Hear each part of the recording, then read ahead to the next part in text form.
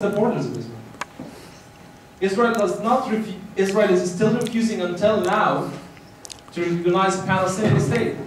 Who should we recognize? Who should the Palestinians recognize? Well, I didn't ask you to sign this paper. This is what you asked the Palestinians to do. You are not honoring Does anyone else has a question? Hi, I have a couple of questions. One for Julia and one for Mohammed. Julia, can you talk a little bit about the lobbying efforts that APER is doing, and in what ways? And in what ways you're hoping to reach out to the Congress and Senate, and what exactly Americans can do to help their process? And my question for Mohammed is, can you talk a bit about the blue baby syndrome? I heard of it, I don't know much about it. And are you able now to get the photographs out of the hospital? And who has imposed that ban? And my question for this gentleman and woman here are, do you believe that Palestine has the right to exist? Never said anything. I want peace. And you don't need to answer it.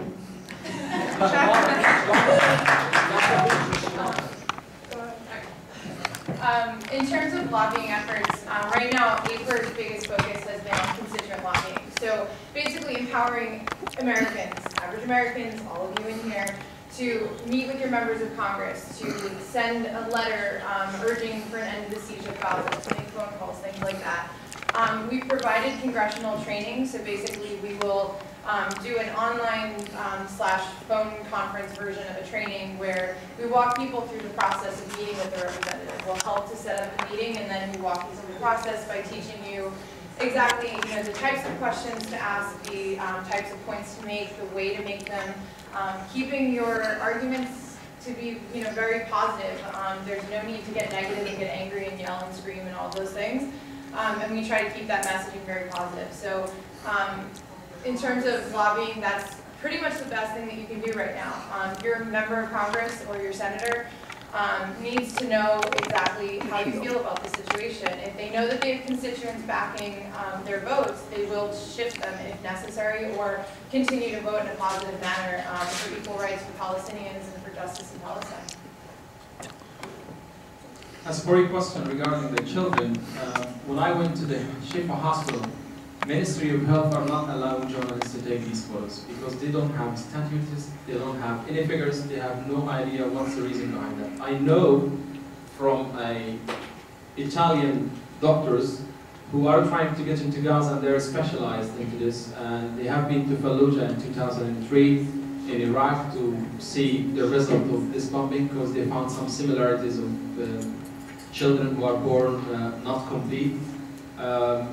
And so far, these groups are not able to get as far as investigation with these cases. So the Ministry of Health is keeping quiet on that. They don't know what's the result. There are some families who are not talking about these issues because there isn't any kind of confirmation from medical experts that this is indeed the result of white phosphorus.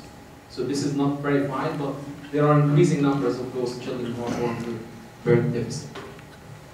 Excuse me, my name is Brother Fred. I don't know if you might. I'm a community man in this area. I've been an activist in the city of Philadelphia for over 30 years. I'm involved with many communities, including the Yorktown community, which Temple surrounds. I just want to ask you, first of all, I have 3 questions also. You're a journalist, right? First of all, why do you go over there and do that? And second of all, I want to say this before I go second question. We should all be neutral. When I go to meetings sometimes, I don't take no sides. I'm thankful for them being here. Thankful for all of you being here. I'm not going to take no sides. But being a journalist and doing what you're doing, you had to see something. So what are the solutions so people like that can be happy and Palestine? What is the solution? I mean, what you had to, in your subconscious mind, what do you feel the solutions would be to bring total peace, like the young lady just mentioned, for all people? The solutions and the resolutions are documents and files that are collecting dust in the offices of the United Nations in Geneva and New York City. They are there. Universal human rights should be respected by all parties. It should be a right for you to exist, for me, for her, for him, for everybody. No discrimination. No mistreatment of people because they belong to a certain community. This is the solution. The solution starts with respect of human rights. If you attended the part of the breach of the border between the Gaza Strip and Egypt, those are 3 days of opening the border. There was no firing of rockets, one single missile. And I challenge all of you here to go to the United Nations, unocha.org, and to find this fact. You can find this on the United Nations. There are many of these laws and resolutions that are sitting there doing nothing. There is universal human rights, which is declared for all human beings, and it should be respected. Thank you. Does anyone else have a question? We ask that you come up here and come ask the question, please.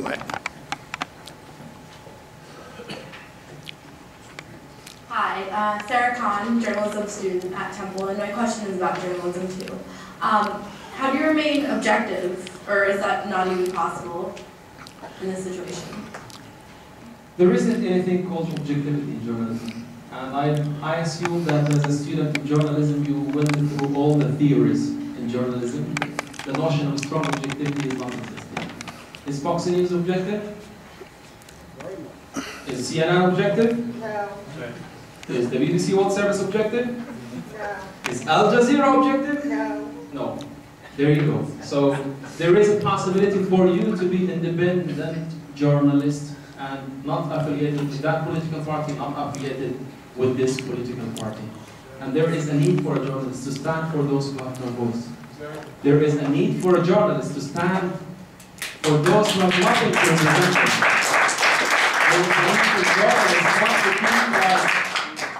There is a need for a journalist not to keep like the American way of journalism, 50% to 10% based on the corporation interest.